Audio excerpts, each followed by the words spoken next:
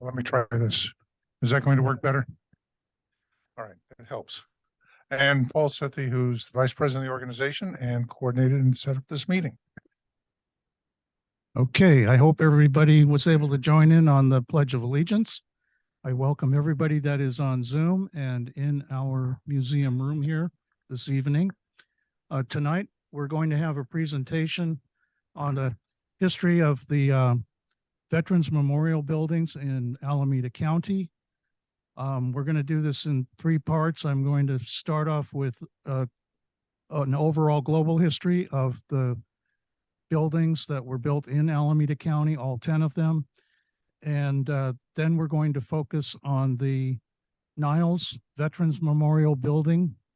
And then we will, the two gentlemen are going to discuss the Tri-City contributions of the American Legion Post 837 to our communities. So with that, I'm just going to do a very quick rundown of a little bit of the history here. In the early 1920s, Alameda County voters approved a special tax to construct buildings to honor war veterans and provide a meeting place for their organizations. There were 10 buildings erected in Alameda County as follows in sequence by year of final construction. And remember, 100 years ago, most of the county population was in the northern part of the county, and we had unincorporated townships in the southern part, like Washington Township here and Murray Township over in the Tri-Valley area. So Oakland, which was the county seat, had their building completed in 1926. Then was the city of Berkeley in 1928. And of course, the University of California was very prominent there for the entire state. The city of Alameda building was completed in 1929. Niles was the fourth of the 10 buildings and completed and dedicated on May 30th, 1930, right near our present Memorial Day. The next building completed that fall was in Emeryville, then Livermore in 1931. Albany was dedicated August 14th, 1932. Hayward in late fall of 1932, and I'm sure many people have passed that building because it's so prominently right on Main Street and Mission Boulevard. Pleasanton was completed in 1933. And then San Leandro was the last one, which was dedicated on September 23rd, 1934. So beginning about 1924, several memorial buildings were under construction, originally as memorials to those servicemen killed in action during the Civil War, the Spanish-American War, and the Great War, which was later called World War I after World War II. These buildings were built with county, state, and federal funds and directed by the Board of Supervisors with the tax that had been approved by the county voters. Henry H. Myers was the Alameda County's chief architect, and his daughter, who followed in her father's footsteps, along with associated architects, designed all of these buildings in the county of Alameda. Mr. Myers had his primary residence in the city of Alameda. And as Tim Swenson was sharing on his Dakota tour recently, on Dry Creek Road is a home that he called his summer cottage up when you enter the regional park up there. And so he lived there with his wife, his mother-in-law, and raised 3 daughters, none of whom married, that all lived in the house. And the second daughter, Mildred, was the one that followed in her father's footsteps as an architect, and she was one of the very early women pioneers in the architectural profession at that time. Myers produced dozens of designs for county facilities, including the 10 Veterans Memorial buildings, which display the varied approach to historicist design employed by the mainstream eclectic American architects of the early 20th century. Hold on here. So built between 1926 and 1934, these buildings fall primarily into two stylistic groups. Those in Oakland, Berkeley, Emeryville, and Hayward are rooted in what is called Beaux-Art classicism, with strictly symmetrical massing and varying degrees of classical detailing. Those in Niles, Fremont today, Pleasanton, Livermore, and Albany are Spanish colonial revival in feeling, characterized by white painted plaster, terracotta tile roofs, and a tendency toward picturesque massing. Those in the cities of Alameda and San Leandro mix elements from both groups. The buildings in Alameda, San Leandro, Emeryville, and Hayward incorporate stylized applied ornament and fixtures of art moderne. I'm going to provide a short history of the American Legion right now. The American Legion was chartered by Congress in 1919 as a patriotic veterans organization focused on service to veterans, service members, and communities. The Legion evolved from a group of war-weary veterans of World War I into one of the most influential nonprofit groups in the United States. Membership swiftly grew to over 1 million, and local posts sprang up nationwide. Today, membership is nearly 2 million in more than 13,000 posts worldwide, and the posts are organized into 55 departments, one each for the 50 states, the District of Columbia, Puerto Rico, France, Mexico, and the Philippines. Over the years, the Legion has influenced considerable social change in America, won hundreds of benefits for veterans, and produced many important programs for children and youth. And anybody who wishes to find out more information on the chronology of significant dates in Legion history can go to the website www.legion.org/history. And with that, we're going to turn our attention to the Niles Veterans Memorial Building. And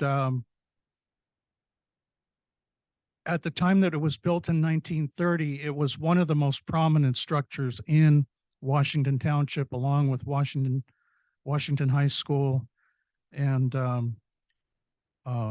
Niles and Warm Springs Elementary Schools that were built under the Public Works program of President Roosevelt. We didn't really have that many brand new buildings here in the community, aside from churches and townships of township buildings of Mission San Jose, Irvington, Centerville, and Niles.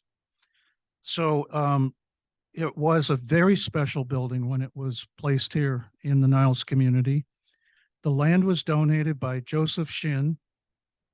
And many of you are familiar with the Shin House down near Peralta and Maury. And Mr. and Mrs. Shin also donated the land across the street to build the elementary school, Niles Elementary School. Mr. Shin was at the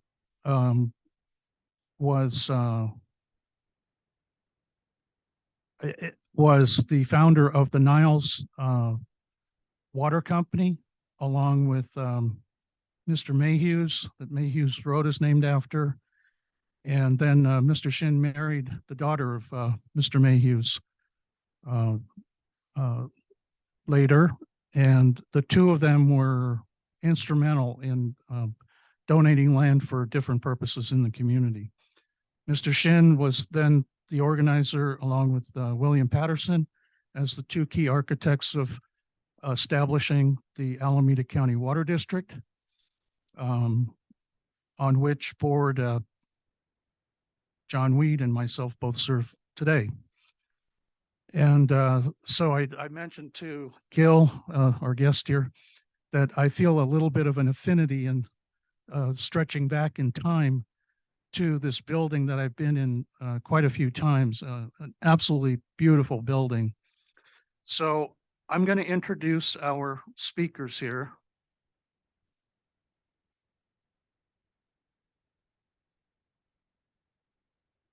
I don't know too much about John, but I'm going to introduce Gil to the furthest right here first. Gil Gonzalez entered the United States Air Force at age 21 in 1971. His military service spanned a 30-year career split between the United States Air Force and the Air National Guard.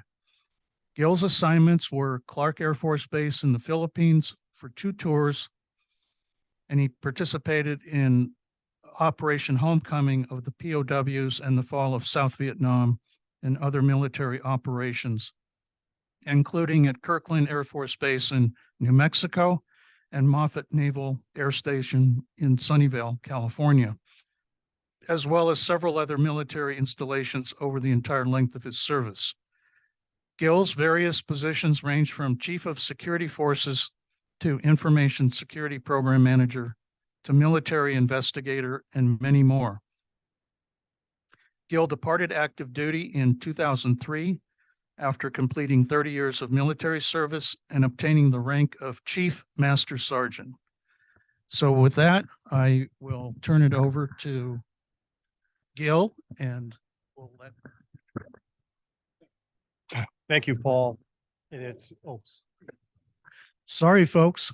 I forgot that I have some slides to go through. So the county website only has 4 of these veteran buildings cited with some history. So, but they all say that this was the 4th of 10. And so I had to go and research these other 6 buildings, and it took quite a bit of time. So I really did want to share these other photographs that I have. And we'll start with Albany here, and you can see the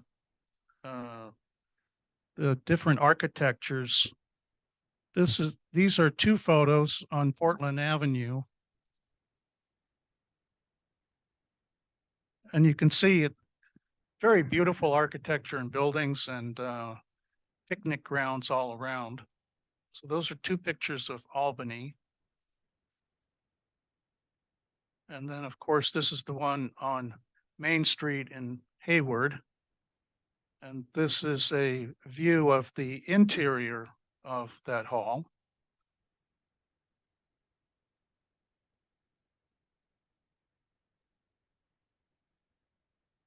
And then this is a picture of the one in San Leandro.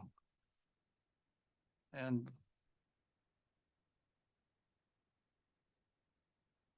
so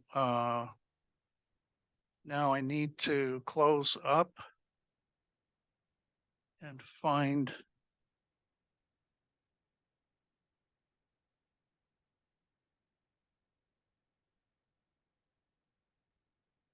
oops.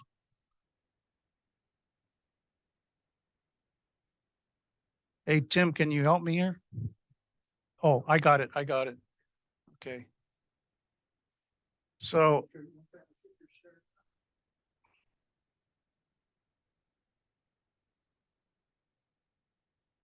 stop sharing. We'll reshare. See here under Zoom.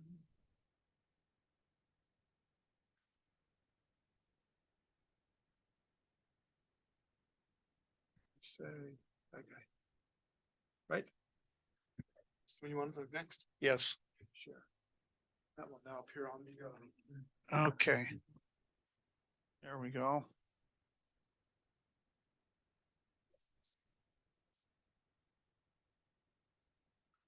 So this is the one that is in downtown Oakland, and it's hard to miss over by Lake Merritt.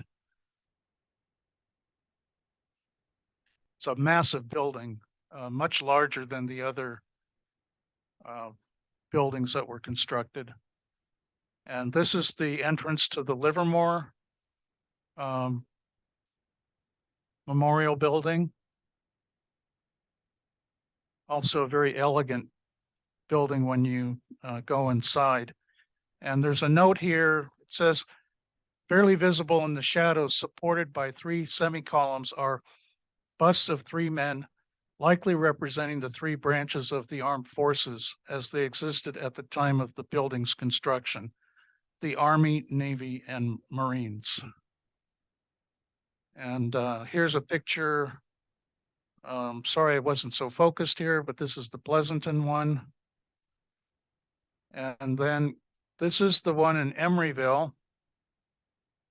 And it is presently used, well, it's used for all kinds of events, but it's primarily used as the senior center for Emeryville today. So there you get a selection. Tim, I'm going to need your help again one time. So where, stop share? Yeah, go ahead and say stop share. Now, click back over here. Click that, cancel that. Go find your new document. Oh, cancel that one too. Go find your new document, hidden away there. There we go. Double click it. Now bring back up Zoom, go click on that down here. And then let's do Zoom meeting, see here. Click on that for a second, see what that shows. The blue? The blue, yeah, I think it's to make show for other people. No. All right, and we're gonna go. Yes, where should I share it? Make it full. Share screen. Pick. It's this one. There, right? Yeah. Okay, so now we're going to turn to the Niles Veterans Memorial Building. And this gives you a chance to see how much alike and also dissimilar our building is in Niles compared to the other ones in the county. So I will now turn it over to Mr. Gil Gonzalez.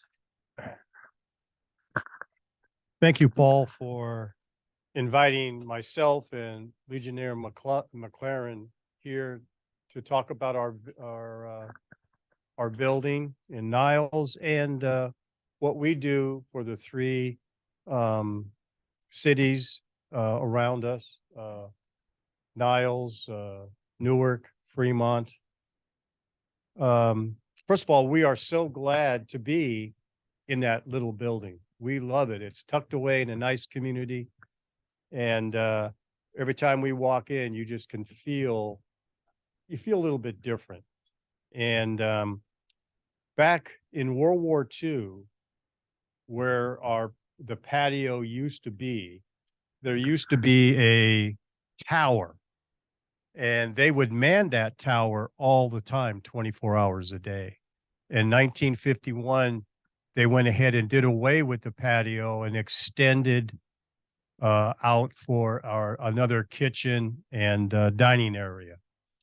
And it's, you walk in and you go into the main room and you look up at the beams up there, and it's just a tremendous how they built things in those days. It's beautiful what they made. There is you mentioned the terracotta in there, and we have a portrait, if you will, of a World War I person on by our fireplace. So this is in our veterans lounge that we have. And oh, okay. Sure. Well, that'd be great. Pictures are better than me talking, I can tell you that. So what we do in our post is like Memorial Day is coming up, and every year we go to Cedar Lawn in where's it at? Warm Springs. I always forget Warm Springs, but we go there for a rifle team. And at the same time, we're at Chapel of the Chimes, setting up a POW MIA table. And then after that, we get together and we go put flags. We have all our flags. We'll go into the Niles Town Square and stay there for a bit, or we go to Walnut Avenue and stand there so everybody drives by and sees us. We also do a lot of color guard and parades. Now, most of us, we tease our executive committee because the youngest guy is John, right? And so when we're marching in the parade, you hear a bunch of cracking. That's all our kneecaps, right? But we do the 4th of July parade in Fremont. We do the parade in Newark, and we do the Niles Light Parade. And we've been doing these I've been in the Legion for 12 years. So they've been doing it before I even got there. We do a lot of, we support Boy Scouts and Girl Scouts, and also Boy State. And John will talk about Boy State and Girl State. Every August, we have, Niles has that flea market. Well, we get together and we sell hot dogs for $1. We sell Coke or water for $1. And you ought to be surprised the people that are upset paying $8 or $9 down the street, and they walk by and they see a hot dog for $1. Last year we had a guy come up and said, "I need 20," so, and that fundraiser goes right to Boys and Girls State. They cost about $400 per student each year. And we just, we just came back from Dixon, 4 of us. One of our World War II vets passed away, and that's where he was buried, up in Dixon. And we went up there and, paid our last respects. We've folded flags and given it to, the spouses or family member. We make sure that all the veterans stuff that they need to submit and coordinate at times with the mortuary to make sure that they have the rifle team or color guard there for the veterans. Our motto is veterans serving veterans, and that's what we do. We set up tables at Dale's Hardware, which is a good place, and we reach out to veterans because a lot of them do not know what their benefits are, and we're there to help. And we'll get phone calls from veterans around here, and we get one of our officers to handle that, and he makes sure he gets to the VA properly and make sure he's taken care of or she's taken care of. Every year or twice a year, we kind of get clothes and toiletries together, T-shirts, socks, toothpaste or whatever, and we take it over to the VA hospital in Palo Alto. And the look on these guys' faces is just amazing. You give it to them and they're very appreciative of it. I can't say anything more about the American Legion. I didn't know much about it when I joined. As a matter of fact, how I joined, my granddaughter she used to do the hula, and they were having a hula contest at Niles. And my wife called and says, "You better get down here." Right. And I met one of the guys from the VFW, and he signed me up in the VFW that day when she was doing the hula out there in the dining room. So then I went into the American Legion, one at Moffett, and then came down here as well. And a lot of veterans don't understand what the American Legion is about, and a lot of them, we have a hard time talking to them to join because a lot of them just don't want it, and that's okay. But we just want to make sure that they are taken care of. Do you understand your rights? And again, we set up, John was instrumental of putting together our Veterans Lounge, where it has leather chairs. I can guarantee you sit in it, you ain't getting up. Our executive committee, goes on for 2 hours, and the last hour we're trying to get out of those chairs because that's how comfortable they are. But we love the building, and we have a great rapport with the other commanders of other posts of District 10 we're part of. And every year in March, we have a District 10 banquet. And all the commanders come, and we have corned beef and, celebrating Irish Day, right? And then afterwards, they have their District 10 general meeting with the commanders and stuff like that. And you just meet a bunch of great guys. And the camaraderie, I tell people this, we joke with each other. If you're Army, Air Force, Navy, Marines, we're always, kidding with each other. And a lot of times the people, the civilians, I guess, don't understand how we could call each other names and love each other, right? But that's what we do. And, I'm going to let John, he's going to explore a little bit more of what our post does. So John, I want you to, yeah. Oh yeah, here's Paul. Okay, so I just wanted to mention to folks that we will be organizing a tour of the Niles Veterans Memorial Building, and I'm going to work with Gil and John to arrange a date, and so we will publicize it in our newsletter probably sometime later this summer, okay? Because it's really well worth going through and touring the facility. And I just wanted to run through some of the photos I have here, and then I'll turn the microphone over to you so you can talk to each one of the photos.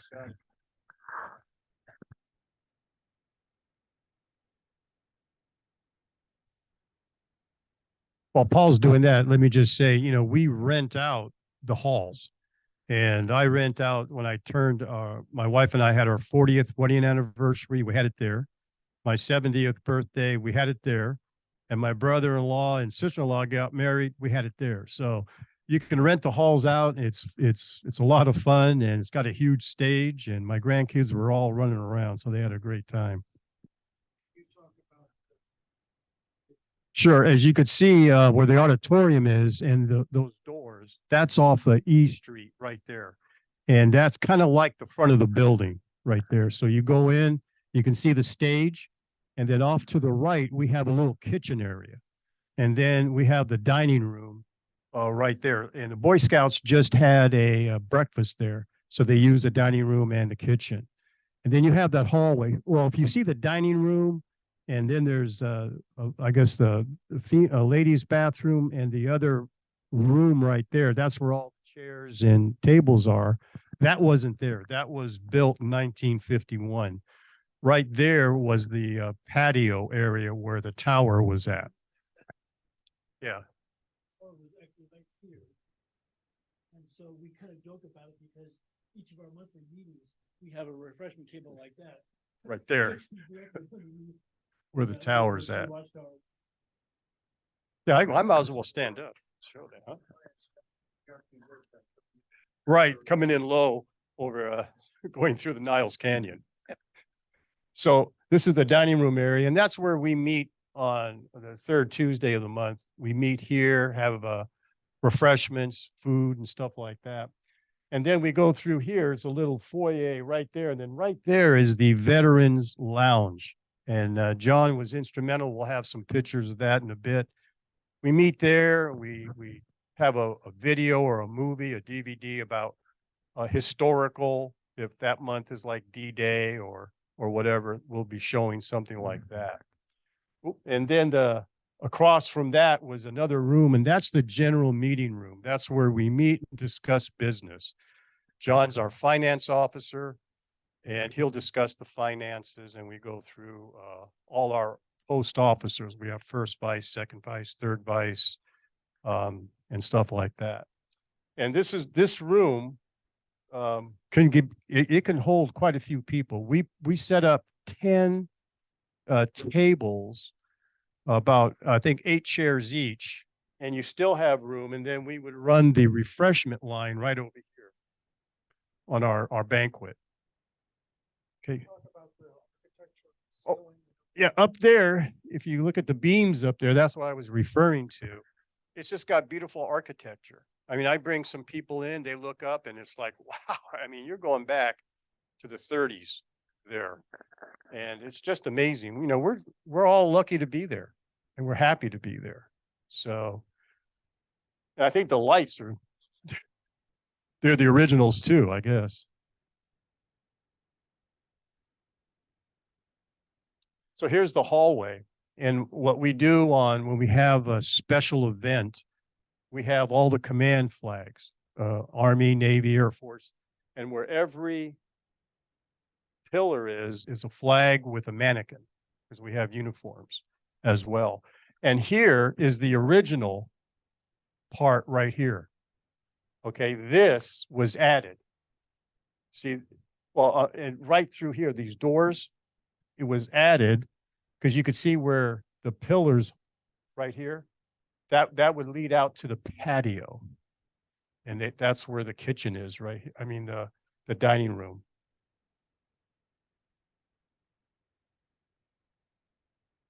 That one has a beautiful floor there too. Yes, yes, it does. It's really nice. And Alameda County keeps it buffed up, you know, and pretty nice. And that's looking out on 2nd Street right here. You're going out. That's the door coming in from 2nd Street.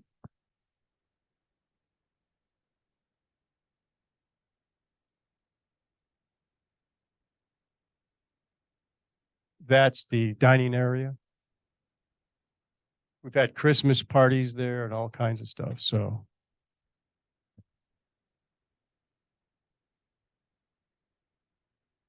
this is the general room that we have. This is where we meet and do business. We have fun, and there's a time to have fun and a time to do business. We meet in there. The commander's up here. You have our chaplain, adjutant, judge advocate sits there, and then your first vice, second vice, third vice commanders, and others. Story about how this was turned into a courthouse. Oh, yes. One of our commanders was a defense attorney out of Fremont, and he used to go into the Fremont Superior Court. And I don't know when this occurred, but he said that when they were either remodeling it, building it, or fixing it, they actually held a court case that he was involved in at the Veterans Hall. And they used that main room with the stage and everything. They had the judge, they had jury there and everything. So that was interesting. It's quite a handsome looking room. Yeah, it is. It's really, really nice.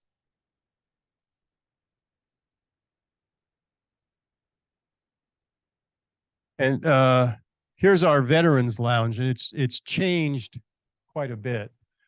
We don't have these tables here anymore. There's the chairs. I tell you, you have a hard time getting out. You do. Here we have a World War I mannequin with the uniform and everything. And up here, you could see a picture of a World War I soldier and a bust of one up here. And so everything is kind of, we don't have the Christmas tree and these tables here, but we enjoy it.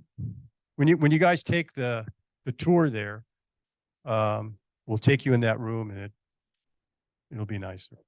Again, nice hardwood floors and the beams. Beams. Yeah, you can see the beams. You could see a little bit of the architect work up there, and you can't see much, but the floor is good. We do have a little curvature. If you put there's a desk here with a chair, and it'll move.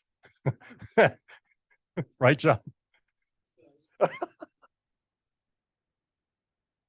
And this is the kitchen area that we use a lot. There's your nice stove here, and over here is the sinks and stuff like that. Refrigerators.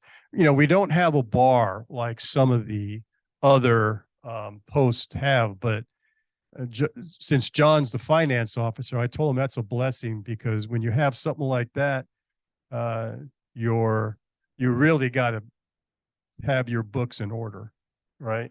So there's the refrigerators.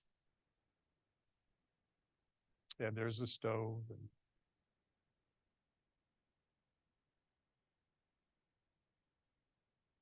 That's Bernie's room right there. Yeah. Last one.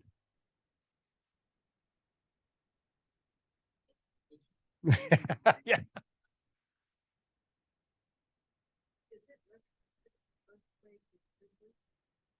It does not have sprinklers. I haven't seen any sprinklers in there. And I really don't know if it is retrofitted. Yeah, so. The county, Alameda County, All 10 are owned by the county. right? County came very close to giving up this building. And then the contractor milked the project. And I'm going to ran up the bill. Is there any questions?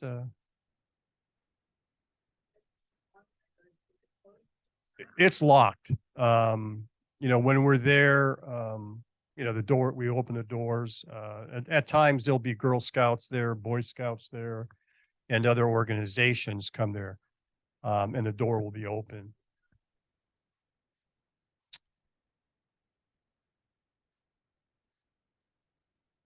Fortunately, No. next year, I'm going into quasi-retirement. And so Tuesday afternoons will be the day that it'll be open and people can come in. Just bring him cookies. He'll open up any door. So. So what I would like to do is have John speak. And John, if you could go back in time a little bit to what is in your archives from the early decades of this building. I think that is quite fascinating.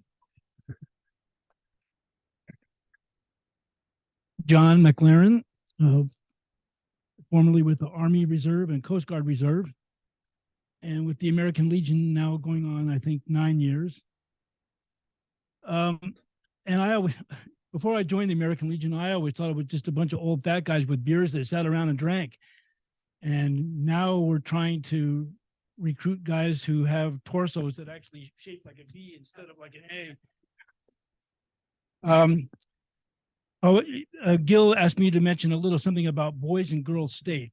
There, it was two organizations, Boys State and Girls State, which basically the American Legion supports and sponsors high school kids who go to Sacramento each year and participate in mock government. And they will more or less act as if they were mayors, city planners, congressmen, assemblymen, council people, et cetera. And they actually introduce mock legislation and go through the whole process. I think it's a 2-week camp for them. And so we provide funding for as many as 1 to 6 students for that. And then since Ohlone College is across the street, we can talk about that. Our veteran service officer, Bill Elliott, has taken it upon himself to be the contact there. And monthly, he goes by and he stocks the snack shelf and refrigerator for the veterans who attend Ohlone College. And if they're ever in the need of anything else, then Bill reports to us, and then we see what we can do. And then we also have something called flag appreciation certificates. So if any of us noticed anybody within Union City, Fremont, or Newark who frequently fly their flags in front of their business or residence, 2 of us will go by in uniform like this and present them with a certificate from the American Legion, thanking them for doing that. Paul asked me to go over some documents that we have. And a couple of years ago, Gil and I spent several afternoons at the VMB going through old minute books and old documents. And I left one here for you all. But we have copies of old bylaws from 1963 on up. Our yearly dues for the American Legion, or at least our post, is currently $40. And in 1965, they talked about a dues cap of $10. Yes, per year. Um, for our post, which is 837, we have charters from the state of California starting in 1963. And then the current one that's in effect for us was started in 1981. What's curious and what we're trying to gain information on is our post actually started as post 195. And then sometime in mid 1963, they changed or dissolved, we're not sure. There's no record of it. And then post 837 came to be. And each time we think we have a tidbit of information on that, it loses our grasp. Some other interesting documents that we have. In 1921, the post 195 wasn't meeting at the current location, but they would meet at hotel lobbies and legionnaires' houses. And one of the ledgers from them showed mostly dues payments and initiations for a great many World War I members. In 1939, there was one prominent legionnaire with post 195 whose name appeared in almost every book we see. If I'm pronouncing it right, his name was Frank Viet. And his photo and his signature was on almost every document and copy of meeting minutes that we came up with. And then a very interesting a notation in a meeting minute book for the month of November of 1963. It kind of chokes me up. November 22nd, post 837, only 3 legionnaires came to the door, and then they decided not to meet due to Kennedy. So anyway, to describe most of the transition of the two posts. So the post number designation was changed from post 195 to post 837, apparently during May or June of 63. Unfortunately, there are no May or early June 1963 minutes to describe that. For reasons unknown, post 837 received a new charter in 1981. Hopefully I didn't dwell on too much. I am going to just highlight a few other tidbits of history that tie in with the building, and then I'm going to ask you to share some stories, if I may, okay? So if I can backtrack a little bit, because I want to highlight what was going on in the town of Niles that led up to construction of this building. So in 1921, the Niles Chamber of Commerce is reorganized and provides leadership for locating a future Veterans Memorial Building in Niles. And this is when the county announced that they were going to build in the northern part of the county. Suddenly the townships in southern part of the county wanted to participate as well. In 1921, Laura Thane Whipple of the Whipple Road family chairs a Niles Memorial Day event with a luncheon, parade, band, tree planting, guns in the schoolyard, and patriotic speeches. This leads to local veterans organizing Township Post number 195 with a charter finalized in 1923. And I won't go into the details of the first organizing meeting. But then later in 1927, after the Oakland Veterans Memorial Building was constructed in 26, the Alameda County held an election where the voters approved a tax rate for county towns that can provide publicly owned or donated land for the construction of memorial buildings. So for those unincorporated areas of the county, the chief contribution was from a landholder in the area like Joseph Shin and his wife. So They immediately in 1927, after the tax was passed, the Shin family conditionally donates land for a Veterans Memorial Building in Niles. And then it was dedicated on May 30th, 1930, as a memorial to those who fought in World War I and to those who fell and those who survived. In 1939, the Niles Grammar School was being rebuilt to the latest seismic standards of that time because it was so close to the Hayward Fault. And this time it would face Second Street before it faced in the other direction.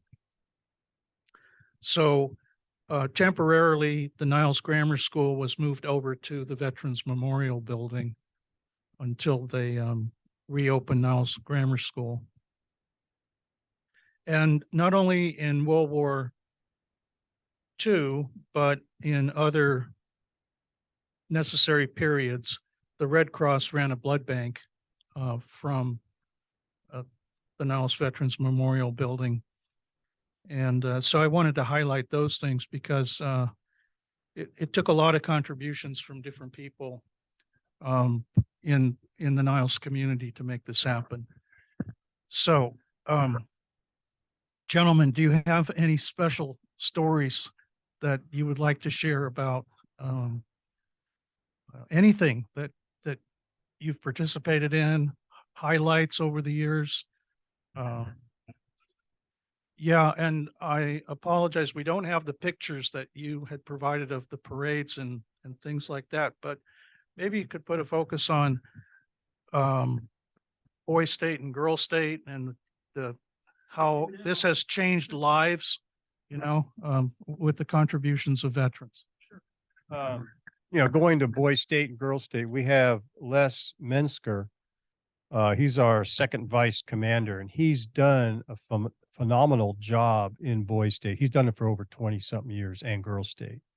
And there's a process for that. He goes to the schools, he meets with counselors and the kids, and then we have a board, and they come in and we ask them questions.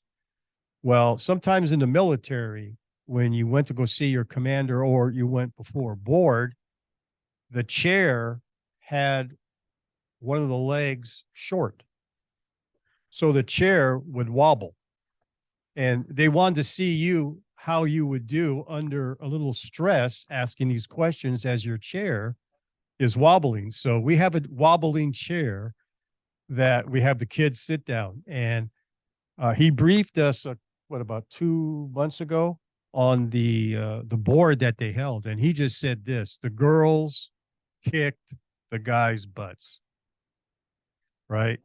So before, we used to, after they get done with their boy state and girl state, we would have a little potluck for them and hand out certificates. And that is so important what these young kids go to. They're learning about government. They're put as mayors, chiefs of police of chiefs, your whole government system. And they're learning a lot. And a lot of the kids that come back and talk to us, they enjoy it. One of our commanders for many years was a boy stater. So that's probably one of the most important programs that we run, is that. And that's why we have fundraisers, we have donors, they help provide the funds to get them there. I work at a hotel in the city, and one of my hotel managers was a boy stater. I work at a hotel in San Francisco, and one of my managers was a boy stater. So a funny story, I guess I could say, we have an individual, and he mentioned his name, Bill. He's a good guy. He's Air Force, right? And anyway, I was commander, and I have a gavel. And, you're up at the podium and you hit the gavel to get attention. Well, I didn't realize he had gone up to the podium and loosened the gavel. So when I went to strike the desk, the head of the gavel just flies across the room. And nobody admitted. He never admits anything, Bill. So But it's just a bunch of fun-loving guys that we have. And, yeah, I will do that. So. so yeah, these are some of the flags that I think John and Bill put up on what day was that? 4th of July? Yeah. On the 4th of July. So we try to keep that building as clean as possible. You know, we're military. You walk in, spit shine, right? That's what we do. We make sure everything is decent and in order because you do get people to come in. And, you know, we want to be proud of our building. Tim. How do I scroll here?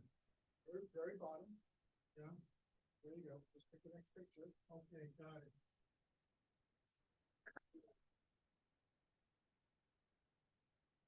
So that was Squadron 1 flag. We haven't figured that out, did we? That was going through some trash boxes. That was at the bottom of a trash box. It was actually from an organization called Air Scouts. Air Scouts, yeah. Oh, sorry. And okay. Yeah, going through a trash box in that room that's adjacent to the dining hall. It was going to get thrown out, and I discovered that. And I Googled it, and I believe that it was from the 40s. And the flag has seen better days. We need to do a little sewing and put some grommets on it, but we just thought it would be, since it said Washington Township, how appropriate that since the official name of our post is actually the Newark, Washington Township Post. We thought how appropriate that flag was here. And right there, you're seeing some of the mannequins that we have with the uniforms and guys like John and Bill and some of the other guys donated their uniforms. Oh, really? Oh, next to the Fremont Drag Strip? No, that one? Actually, that was a rider port, but nowhere on Maui Land. Oh, really? Hmm. Oh, wow. Used to be 7 landing strips around Washington Township.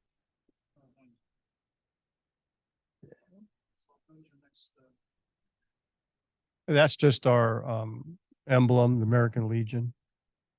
Right there. Happy Armed Forces Day. Yep. I think you went out on Armed Forces Day, didn't you? Yeah. With flags. Okay. And we do have a female officer in our midst in there. So she was our commander for a while, and that's her uniform. So, yes.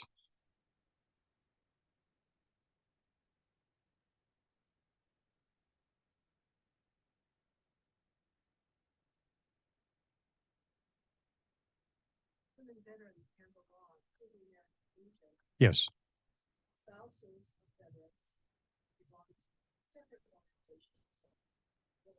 Right.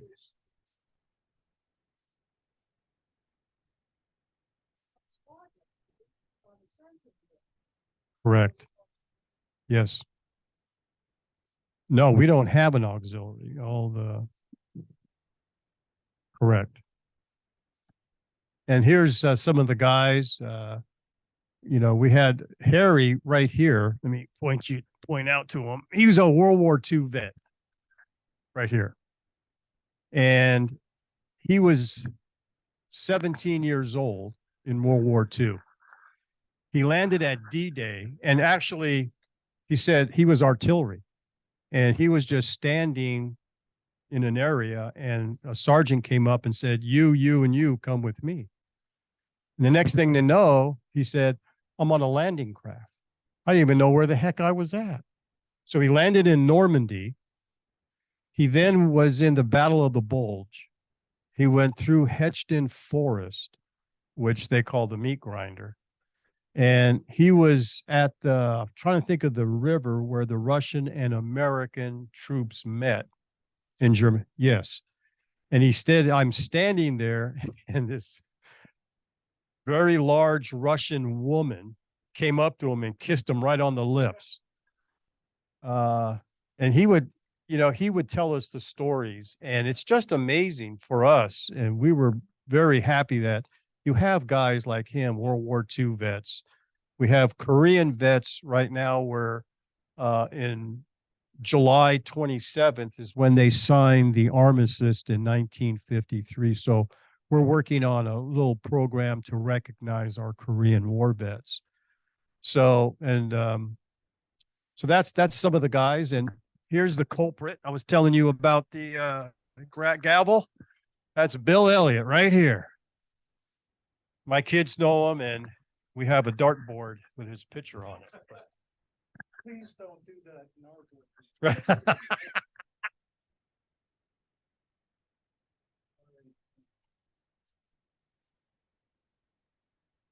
And here's, yeah, that's the room. You can see all the uniforms, and there's our World War I uniform in the corner. We have certificates on the wall dating back to 1930s, stuff like that. I have right here a minutes book from post 195 from April 17th, 1940 to September 1st, 1940. So we enjoy reading it, you know. It's quite interesting.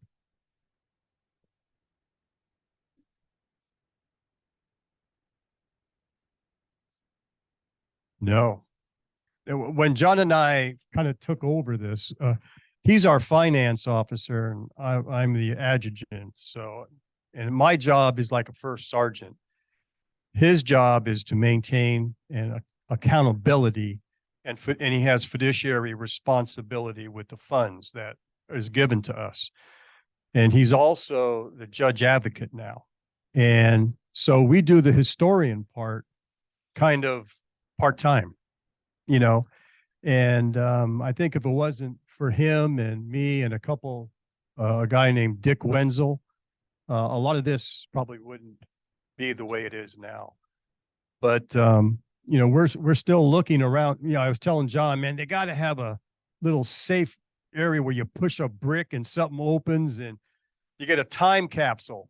You know, I said, we don't know. There could be a time capsule there that we just don't know. So that would be pretty neat if it was. Yeah. Back to Paul Sethi here. I just wanted to share a little story about how this presentation originated. Several months ago, John Weed and I were on a business trip together for the Water District, and on the return back, John asked me if I would like to go visit Castle Air Force Base out in the Central Valley. And I said, sure. And John is a retired Air Force colonel. And so he was like the best docent in the world to go through this massive airfield and the air base. And we went through the history museum and the bookstore and everything like that. And I started looking up some things that I took note of while we were in the museum. And then I saw the census data for the 2020 census on our population statistics for the Tri-City area. And I noted how many veterans we have in our community.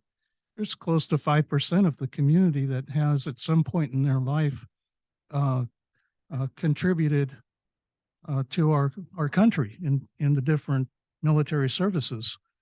And so one thing led to another, and I said, you know, we really need to do a program on our veterans, and we've got this beautiful Veterans Hall down in Niles, and so why don't we shed some light on the history of something that is truly a focal point in our community and a hub for the gathering of all the veterans that we honor in our community.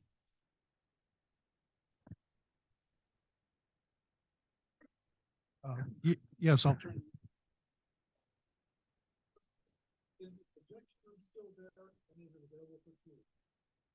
The projection room It's still there, yes. But it's locked. And I think if you coordinate with the building manager, there's going to be a new one, Kurt Stroman. He's our commander. He's going to be the building manager.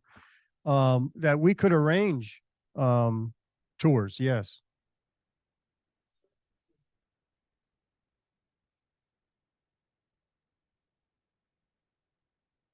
I believe so. Yes. Oh, okay. Oh, repeat. Okay. Yeah. Alameda County does pay the light bill. So if it goes out, we know who to go to, right?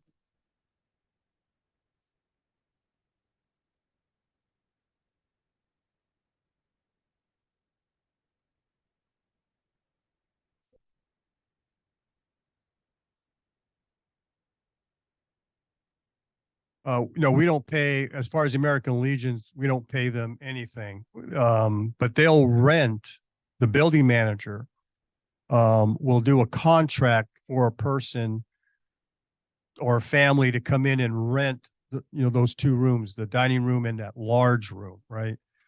And they had a bird show there a couple of weeks ago, and we were in the executive room, and one of the Girl Scout masters, I guess, comes in. She says, "There's a bird in there." We were like, "Well, we don't know anything about a bird," but we found out that they had a bird show, and I guess they left one bird back.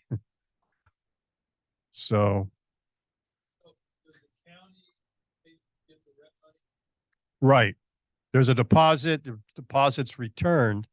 You write the check, you do a contract, and it's submitted to the county. Well, we do the hot dog sale. We look for donations, anything that like, for instance, we do the recruiting tables, we call them, going to Dales. We meet veterans and people just come up, and we have information there. We have poppies there. I mean, I used to get calls at my home from people just wanting poppies, those little red. And I said, "Sure, I'll meet you." We give them a bunch of poppies. So.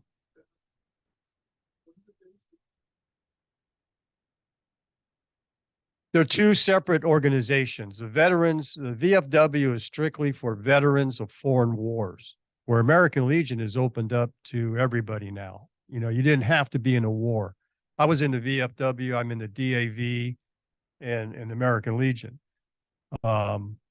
We had a VFW post there, but we don't have it anymore. They just lost their all their membership.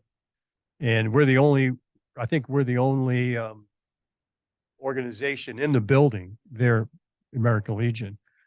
So yeah, the VFW that's a good organization to be with as well. Questions? John, do you have any last minute thoughts or comments you would like to make? No, I can't think of any. Okay. We wrapping? Yeah. One quick thing. In the military, we give awards out, right? And it's called a challenge coin. And I want to present to people a challenge coin from our unit, the American Legion. Here's a thank you coin. Okay, I'll tell you the story, and I want to get your Air Force, so I wanted to give you a Air Force coin there, sir. Now, understand this, you're on the list now, Paul. So if we're in a place or a local establishment, right, and we're having a liquid refreshment, right, and I lay my coin down, it's a challenge coin. I'm challenging you to produce your challenge coin. Well, if you don't, then you buy me a liquid refreshment. Now, if you do, I buy you one. I'll still buy you one. Thanks a lot, man. We appreciate it. Thank you. Thank you so much. Very much appreciated. So for everybody that's online on Zoom, we're going to conclude this presentation, and we look forward to you attending our presentations later in July and September. And just as an early sneak preview, the museum is highlighting all of the artwork of Nancy Pratt in our back room. And we're going to have her in either July or September. And we're also going to have another gentleman who just recently completed a fascinating history of Castro Valley and the surrounding townships up there. And so those are two to look forward to coming up. And so I wish everybody a very good evening. Thank you.